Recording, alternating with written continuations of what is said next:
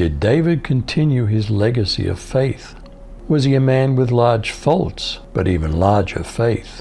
Let's look at 2 Samuel chapter 3. Did David feel entitled to take more wives? Is polygamy selfish, where wives lack a husband's exclusive companionship?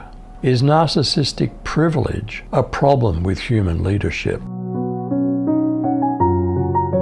After this, a state of protracted war existed between Saul's dynasty and David's dynasty, and the dynasty of David continued to grow and become strong, while the dynasty of Saul continued to grow weaker.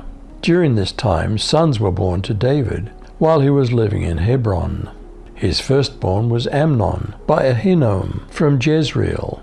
His second was Chileab by Abigail, widow of Nabal from Carmel. His third was Absalom by Maacah, daughter of King Talmai from Geshur. His fourth was Adonijah by Haggith. His fifth was Shephthatiah by Abital. And his sixth was Ithream by David's wife Eglah. They were all born to David in Hebron. Was David's polygamy a direct violation of the law against kings multiplying wives and wealth for themselves? The king must not take many wives for himself, because they'll turn his heart away from the Lord, and he must not accumulate large amounts of wealth in silver and gold for himself. Did a false accusation cause Abner to switch loyalties from Ishbosheth to David? And it came to pass, while there was war between the house of Saul and the house of David, that Abner made himself strong for the house of Saul. And Saul had a concubine, whose name was Rizpah, the daughter of Aiah. And Ishbosheth said to Abner, "Why have you gone into my father's concubine?" Then Abner was very angry for the words of Ishbosheth, and said, "Am I a dog's head, which against Judah does show kindness this day, to the house of Saul your father, to his brethren, and to his friends, and haven't delivered into the hand of David, that you charge me today with a fault concerning this woman? So do God to Abner, and more also, except as the Lord has sworn to David, even so I do to him, to translate the kingdom from the house of Saul, and to set up the throne of David over Israel and over Judah, from Dan even to Beersheba." And he couldn't answer Abner a word again, because he feared him. What message did Abner send to David? What demands did David make? Then Abner sent messengers to David in his place, saying, "Whose is the land?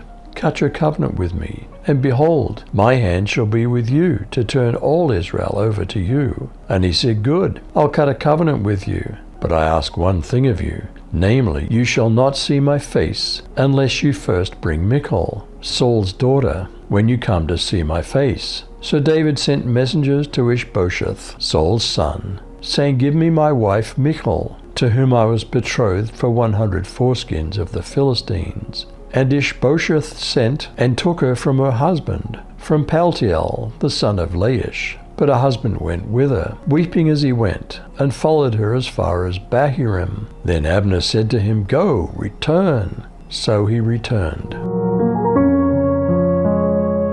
What events transpired that began to turn the kingdom to David? Now Abner had a consultation with the elders of Israel, saying, "In times past you were seeking for David to be king over you. Now then do it, for the Lord has spoken regarding David, saying, By the hand of my servant David I'll save my people Israel, from the hand of the Philistines, and from the hands of all their enemies." Abner also spoke to Benjamin, and in addition Abner went to speak to David in Hebron, everything that seemed good to Israel and to the entire house of Benjamin. Then Abner and 20 men with him came to David at Hebron, and David held a feast for Abner and the men who were with him. Abner said to David, "Let me set out and go, and gather all Israel to my lord the king, so that they may make a covenant with you, and that you may be king over all that your soul desires." So David let Abner go, and he went in peace. What gossip began to be spread against Abner by Joab? Just then David's men and Joab returned from a raid and brought with them a great deal of plunder. But Abner was no longer with David in Hebron, because David had sent him away, and he'd gone in peace. When Joab and all the soldiers with him arrived, he was told that Abner, son of Ner, had come to the king, and that the king had sent him away, and that he'd gone in peace. So Joab went to the king and said, "What have you done? Look, Abner came to you. Why did you let him go? Now he's gone. You know Abner, son of Ner. He came to deceive you and observe your movements and find out everything you are doing." What was perhaps the real reason that Joab conspired to kill Abner? And when Joab had gone from David's presence, he sent messengers after Abner, who brought him back from the well of Sirah. But David didn't know it. Now when Abner had returned to Hebron, Joab took him aside in the gate to speak with him privately, and there stabbed him in the stomach so that he died, for the blood of Asahel his brother. Afterward, when David heard it, he said, "My kingdom and I are guiltless before the Lord forever of the blood of Abner the son of Ner. Let it rest on the head of Joab and on all his father's house, and let there never fail to be in the house of Joab one who has a discharge or is a leper, who leans on a staff or falls by the sword, or who lacks bread." So Joab and Abishai his brother killed Abner, because he had killed their brother Asahel at Gibeon in battle. Did David actually mourn for Abner, even composing a song in his memory?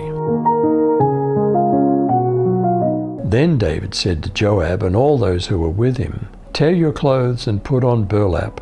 Mourn for Abner." And King David himself walked behind the procession to the grave. They buried Abner in Hebron, and the king and all the people wept at his graveside. Then the king sang this funeral song for Abner. "Should Abner have died as fools die? Your hands were not bound, your feet were not chained. No, you were murdered, the victim of a wicked plot." All the people wept again for Abner. Did David so respect Abner that he fasted until sunset? Instead of taking personal revenge, did David leave that to God? All the people came to urge David to eat bread while it was yet day. But David swore, saying, "God, do so to me and more, if I taste bread or anything else, until the sun goes down." All the people took notice of it, and it pleased them, as whatever the king did pleased all the people. So all the people and all Israel understood that day that it was not of the king to kill Abner the son of Ner. The king said to his servants, "Don't you know that a prince and a great man has fallen today in Israel? I'm weak today, though anointed king. These men, the sons of Zeruiah, are too hard for me. May Yahweh reward the evildoer according to his wickedness." What was the real difference between David and Saul? Were David's sins worse than Saul's? But David repented, while Saul made excuses. Is doing God's will one reason why David was a man after God's heart?